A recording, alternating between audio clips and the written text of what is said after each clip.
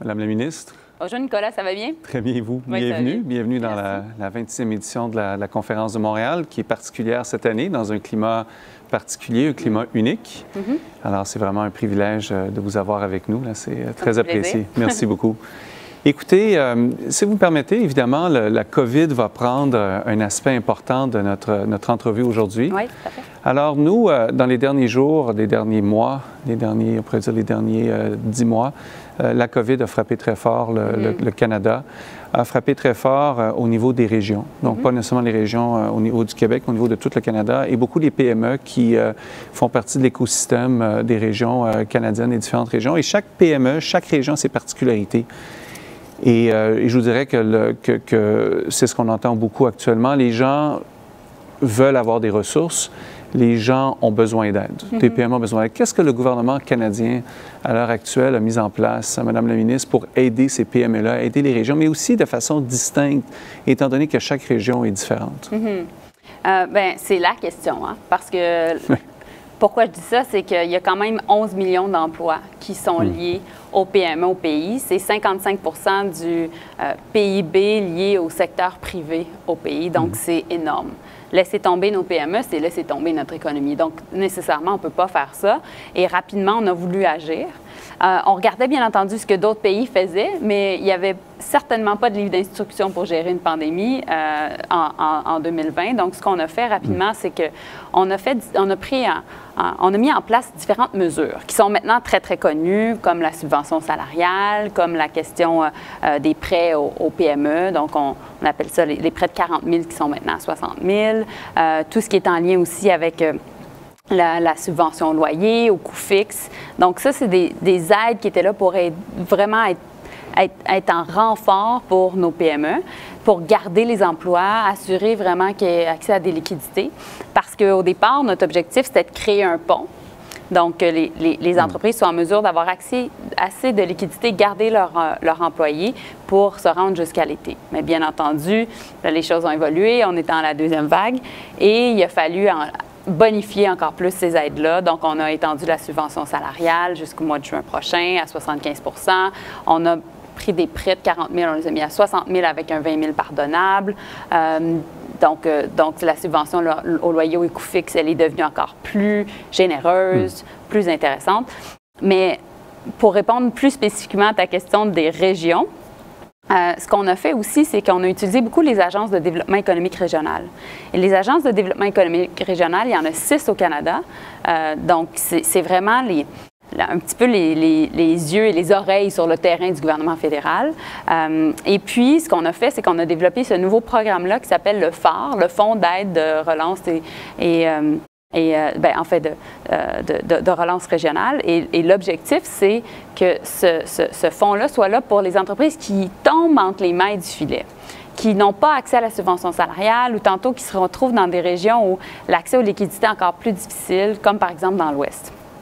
Et donc, ça a été ma façon, notre façon, mon équipe et moi, de vraiment trouver une approche un petit peu plus décentralisée, une approche qui était encore plus pertinente. Et on sait que la crise n'a pas frappé de la même façon les différentes régions au pays. Autant où on est présentement à Montréal, bien, essentiellement, on est dans le centre-ville. Le centre-ville est plutôt désert. On sait que plusieurs centres-villes sont affectés. Donc, on a aidé beaucoup de PME partout dans nos centres-villes au pays. Autant aussi, il y a certaines régions, comme par exemple Terre-Neuve et la Saskatchewan et l'Alberta, qui ont été plus affectées à cause de la baisse du prix du pétrole et nécessairement des pertes d'emploi. Donc là, on a voulu aider nos PME-là. Et finalement, bien, ce qu'on a décidé de faire aussi, et ça vient tout juste d'être annoncé, c'est étant donné que l'Ouest est quand même pas un bloc monolithique, il y a différentes réalités, différentes non seulement réalités, mais comme dynamique économique. On vient tout juste d'annoncer qu'on va créer une nouvelle agence, une 7e agence pour le gouvernement fédéral qui va s'occuper spécifiquement de la Colombie-Britannique et celle qui s'occupait pour tout l'Ouest, bien, va s'occuper pour des prairies. Donc, voilà notre approche en temps de pandémie. Non, ça, c'est génial. La nouvelle agence est fantastique. So, obviously, the COVID has changed the way we do business. I mean, I think we are actually in a change today. This is why we're in the studio today. How did it change the way you do politics? How did it change the way the government is approaching its daily challenges and communicate with the people? There must have been some changes or different way of doing things. Well, clearly, you know, politics is about usually being on the ground, shaking hands, and meeting people. And as extroverts, as we usually are, politicians had to adapt. I certainly had to adapt. But quite frankly, as we are socially distancing and we're not able to, I'm not able to travel across the country and meet Canadians and really how can understand their realities on the ground, I feel that I've never been closer to them. Why is that? Well, when the pandemic started, Nicholas, what happened is we needed to understand exactly what was going on. So I remember being with the Chamber of Commerce of the Association of Chambers of Commerce of Alberta, and we did a Zoom. There was 1,500 people on that Zoom. And I was just asking them what they were going through, what they knew about the different measures we were announcing, and also they were asking me directly specific questions on how they could have access to the different measures. So it was very, very interesting because usually at the federal level, we're extremely far from people's reality. But what was very interesting in this context, it was we became the government of proximity to a certain extent because we were there for people, we were there for businesses, and we started with helping small businesses, eventually helping bigger ones. But that was our way actually to make sure that we would be there for Canadians. Of course, I'm talking about the reality of being an economic minister. I sit on the COVID committee that is in charge of managing the pandemic and the economic crisis. We're 15 of us. And we work with our colleagues at health and procurement. And so obviously what we've been working on is making sure that we had people's lives into our hands. So we have to be extremely careful on how we were taking the right decisions, how we were procuring the right vaccines, the right PPE, etc. But also working with provinces which were in charge of the delivery. So also politics is usually a very partisan game. Well, partisanship was just not the right way to deal with the crisis. So there has been more collaboration than ever between politicians all across the country. No, and I think also the fact that there's press conference almost on a daily basis that brings the government very close to the population, which is a great thing. Now, as you know, we choose a year in advance, usually the theme of our event, and this year is Bridging a Disconnected World. Usually, since it's a year in advance, we try to make it as wide as possible, so in a year, you know, we can fit everything in it. But this year, truly, the topic is, we can say, is dead on. It's exactly, it's very precise. But there's a COVID, there's different events that happen in Canada, there's different evolution, many of your files in Canada during the last year. And one thing that strikes me, that comes to my mind, is inequalities. And what I do mean by inequalities, there's a lot of inequalities yet still in Canada, especially regarding gender and inequalities in the workforce. What I'm afraid of, but what a lot of people worried about is that we're going through right now could enhance those inequalities.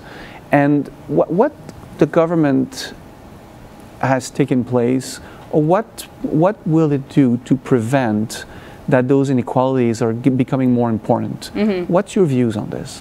Well, clearly, we can't exacerbate the inequalities that were before the pandemic within our society.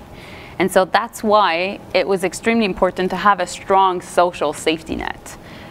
Canada is renowned for that. And that's how our entire society works. A person can be a newcomer to the country, but she or he can have the chance to work hard and bit by bit invest in his kids, and they can have access to many opportunities. That's the Canadian dream. What we've seen, though, is during the pandemic, a lot of racialized community have been more affected by the impacts of COVID. A lot of women, a lot of young people, and also Indigenous people. Why is that? Well, frontline workers, a lot of them are from the different racialized communities, and also a lot of women. What we saw also that temporary foreign workers were affected because there were some outbreaks in different farms across the country. And also what we saw is that many women were staying home because when school was out, what happened is a lot of time mothers were staying at home to take care of kids. And so what we know right now is that there are also other sectors of the economy that are really, really impacted. For example, the tourism sector, which I'm also in charge of, 50% of all the tourism sector is composed of women, and a third of it is also composed of young people. So a lot of young people were affected because they didn't have access to jobs this summer in restaurants, or they basically a lot of the labor that was usually used and available for young people was not available. So there's a phenomenon which we now call the she-cession, and therefore we are very, very aware as a gender parity cabinet that we need to act. So we're in Quebec right now. We know that daycare is fundamental to the fact that women can participate in the workforce, but that's not the case outside Quebec. And so what we've announced is that we would be launching a early learning and childcare system for the country, because we think that that's our best way to come out of the pandemic with a strong legacy to make sure that women participate in the economy. The other thing also is clearly what we want to do is we want to entice Black entrepreneurs to take risks and have access to capital. So we've launched many initiatives to do that. And Indigenous communities, well, we've been very, very, very focused on making sure that there would not be outbreaks in Indigenous communities all across the country. During the first wave, that was the case. In the second wave, there are some. We're very, very, very cognizant that we have to be extremely careful because the federal government is in charge of the healthcare system for Indigenous people in this country. And also we want to help them have access to opportunities in terms of entrepreneurship also. So basically, this is part of what we're doing right now, the different measures, but that's what we have in mind also in terms of the recovery, helping these particular people and sectors of the economy. And that is very important. Now, I watch the news every day, probably 2-3 times a day, and maybe more than that. Maybe more, but I will not admit it. But maybe more, a bit more. What I keep hearing all over the world is, let's take the opportunity to rebuild bigger, better. What I've heard from you guys in Ottawa is, let's build a recovery that will be a better recovery. What I do mean by a better recovery is a greener recovery and a more inclusive recovery, which is the essence of Canada, which is, in my mind, the stability, the base of a stable society and a solid economy. Now, there will be some impact and changes that will occur in terms of some system in Canada. We're talking, and what I do mean by system, I'm referring to the political system, the education system. I'm referring also to the economic and the financial system, but all the way they will interact with each other. So how what will you do to help those workers, the Canadian workforce, the newcomers, to adapt to those changes? Because quite frankly, it's going to be hard to understand, but not hard to understand really, but hard to adapt to those changes. So listen, we've lost pretty much 1 million jobs since the beginning of the pandemic. So what we know is we want to build back better, so the 3 Bs, that's our plan. And like you were saying, greener, inclusive, also innovative and resilient, a resilient recovery. That's the goal. And when you look at our philosophy behind the measures we've taken since the beginning of the pandemic, we've always put people first, so workers first in this context of the recovery. So we know that we have to recreate these 1 million jobs. And we know that after the pandemic, there will be a recession. That's the reality. Other countries in the world have said what would be their stimulus plan. What we've announced in the fiscal update recently, in the fall fiscal update, we've announced that we would be spending between 3 to 4% of our GDP. So that's between $70 to $100 billion over 3 years. And how we will be doing that, it is based on the fact that we want to recreate these 1 million jobs. So our guardrails will be unemployment and also basically labor participation. Now, while we know that, and while we are working on developing what will be that plan, once obviously the pandemic is over, people are vaccinated, and basically all the support measures that we've taken since the beginning have unwound. We will also be working on not only this recovery plan, but also putting into place our new green plan, which was announced just Friday. And I think that's clearly something that we've been working on for years. But Jonathan Wilkinson, the Minister of the Environment, also announced it with the Prime Minister on Friday. And that green plan is about investing $15 billion into the economy to do 3 things. First, it's really to help communities have access to clean transportation, clean power. The second thing is really building this clean industrial base, this clean industrial advantage. And the third thing also is to use the power of nature to better our environment. So concretely, if I take a couple of measures to explain a bit to people what will this be about, the goal is to make sure that we're carbon neutral in 2050 and that meanwhile we exceed our 2030 targets. So we want to invest in retrofitting homes. We want to invest in making sure that people have access to electric cars, that we plant 2 billion trees.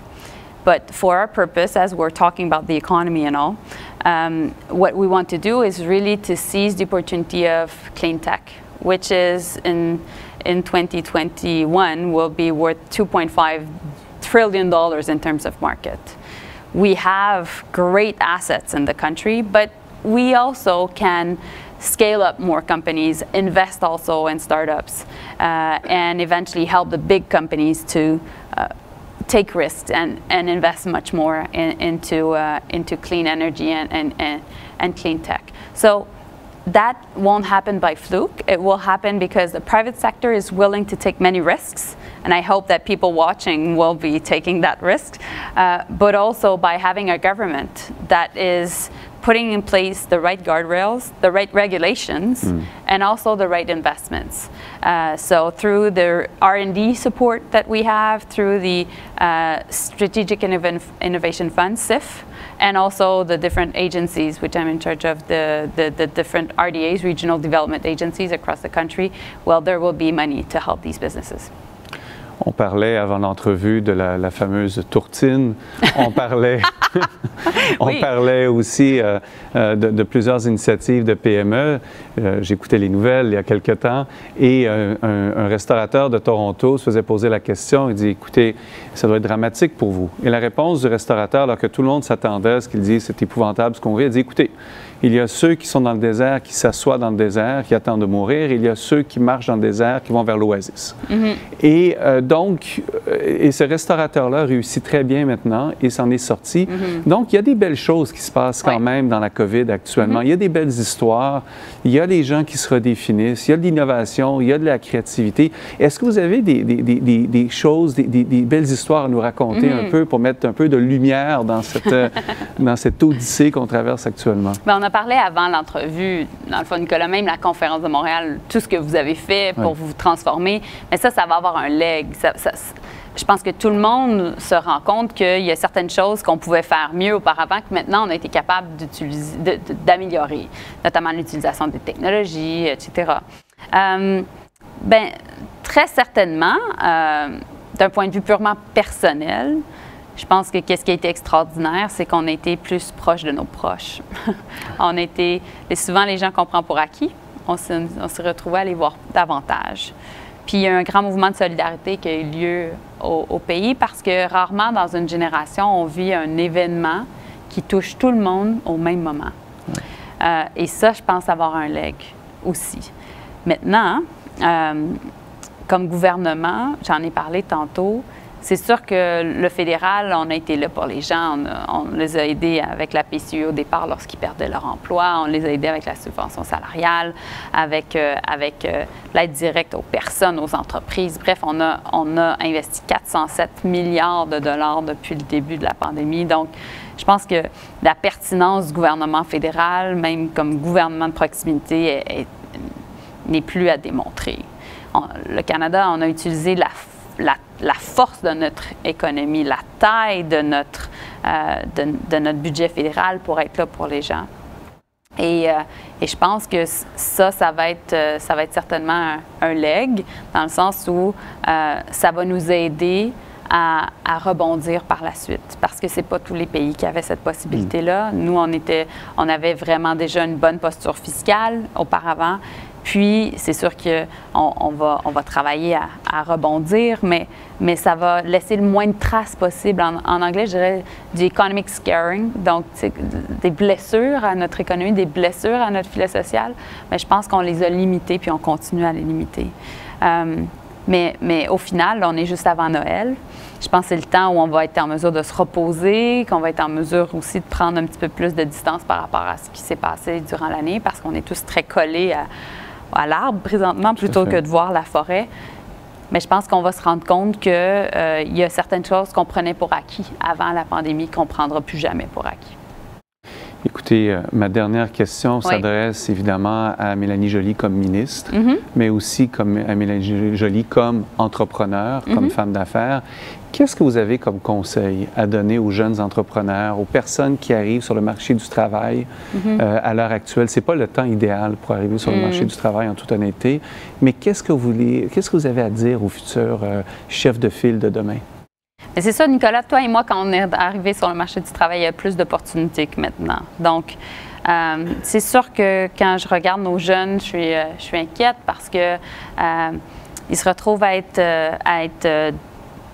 pas avoir accès à leur parascolaire, par exemple, pour les plus jeunes, ou à faire l'école en virtuel, pas voir leurs amis de la même façon, dans un moment de la vie où normalement, on a besoin de ce contact humain-là pour tester qui on devient, pour être en mesure de mettre en perspective nos propres idées, nos propres opinions.